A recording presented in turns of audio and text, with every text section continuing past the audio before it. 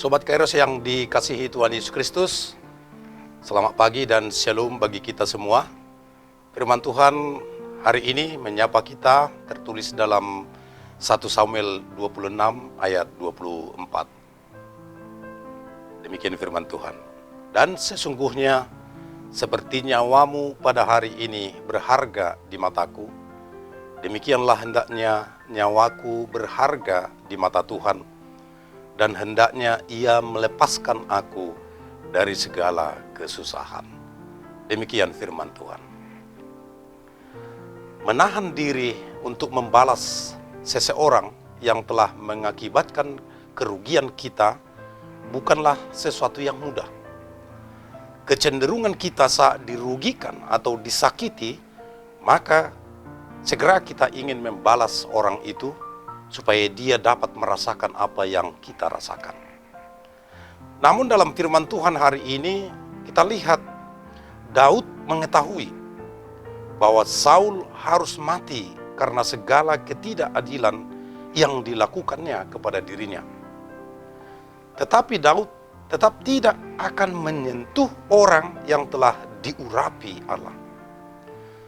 Daud tetap berpegang pada perasaan takut akan Allah yang terwujud dalam penghormatannya kepada raja yang diurapi Allah.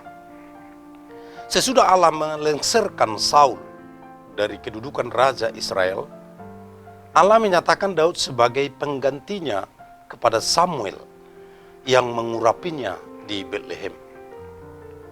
Roh Allah mundur dari Saul dan dia menderita tekanan jiwa yang kadang-kadang membuatnya seperti gila.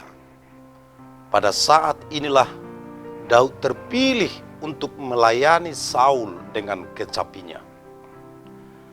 Melihat Saul dan Daud pada saat itu sama seperti berbicara tentang dua tokoh penting, di mana di satu pihak ada penguasa yang sudah kehilangan segala-galanya, dan di pihak lain seorang raja muda yang karirnya mulai diperhitungkan. Saul sangat mengasihi Daud, bahkan mengangkatnya menjadi pembawa senjatanya. Namun pada peristiwa yang sangat terkenal antara Daud dan Goliat, raksasa kebanggaan Filistin, mengubah segala-galanya. Saul cemburu melihat peluang Daud, dan sejak saat itulah Saul membenci Daud. Dan Saul berupaya untuk membunuh Daud dengan lembingnya 2 kali, namun semuanya itu selalu gagal. Justru Daudlah yang memiliki kesempatan 2 kali untuk membunuh Saul. Namun Daud tetap teguh pada janjinya untuk tidak mencelakakan orang yang telah diurapi Tuhan. Sebab Tuhan sendirilah yang akan berurusan dengannya. Daud bersikap demikian karena yakin bahwa Tuhan yang benar dan adil tahu bagaimana mengurus Saul dengan caranya sendiri. Daud menunjukkan sikap seorang pahlawan Tuhan yang berjuang demi kemuliaan nama Tuhan, berkorban demi kepentingan banyak orang, bertekad untuk terus mempertahankan kebersihan perjuangannya. Sobat Kairos yang terkasih, mengampuni menjadi sulit saat kita hanya memikirkan kepentingan dan keuntungan pribadi kita. Mengampuni bisa kita lakukan saat kita memikirkan Tuhan dan juga kesejahteraan sesama kita. Kita dapat belajar dari Daud untuk mengampuni orang yang berbuat jahat kepada dia dan menolak membalas dendam sekalipun ada kesempatan untuk itu. Kemauan untuk mengampuni kesalahan sesama menandakan bahwa kita lebih mengutamakan kesejahteraan sesama daripada keuntungan atau kepentingan pribadi kita. Daud memang menderita saat Allah bekerja memproses segala sesuatu dan mempersiapkan dirinya menjadi raja. Namun di sepanjang proses itu, Daud tetap memilih memuliakan Allah dan tidak membalas dendam. Daud mengerjakan bagiannya untuk berdamai dengan Saul dan menyerahkan hasilnya di tangan Allah. Sobat Kairos yang terkasih di dalam Yesus Kristus, demikianlah halnya dengan kita. Oleh belas kasihan Allah yang bekerja di dalam hati kita, kita dapat mengampuni sesama sebagaimana Allah telah mengampuni kita.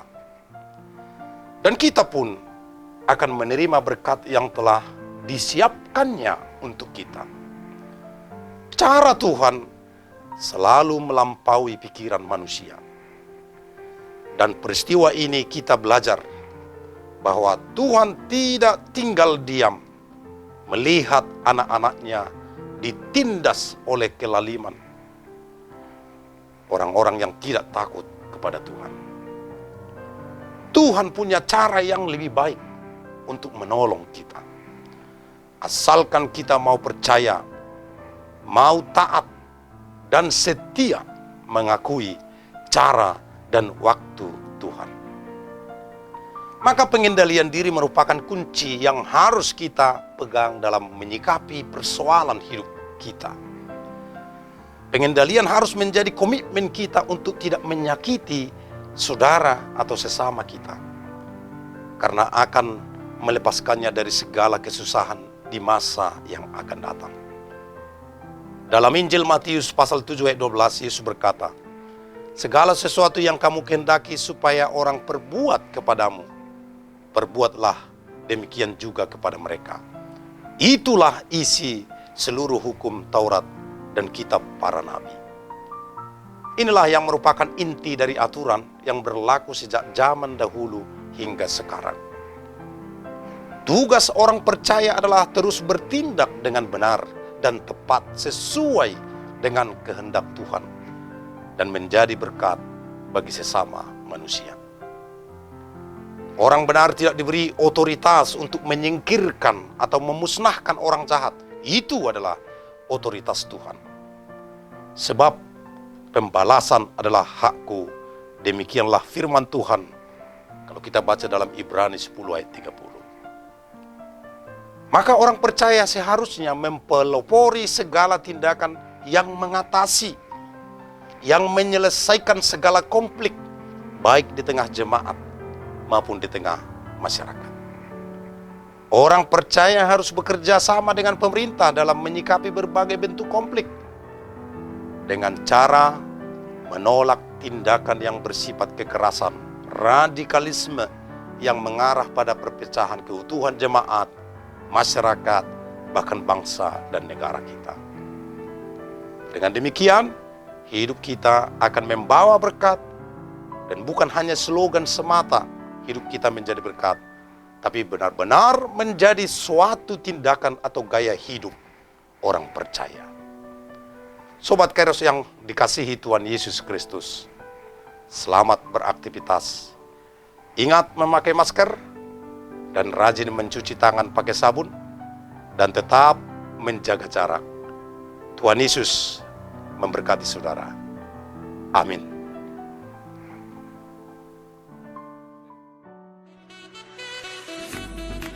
Tak berkesudahan kasih Tuhan. Tulisan ini dikumpulkan menjadi satu buku dan mudah-mudahan bermanfaat bagi pembacanya. Tuhan mantapkan langkahku. Pendeta Median KH Sirait MTH, Preses HKBP Distrik 8 DKI Jakarta Raya. Sikap dan peran pendeta HKBP di era revolusi industri 4.0. Buku karya Pendeta Median KH Sirait. Panggilan merawat masa depan. Buku karya Pendeta Median KH Sirait. Disajikan sederhana dengan gaya penulisan populer, menjadikan isi buku ini hangat dan perlu dibaca.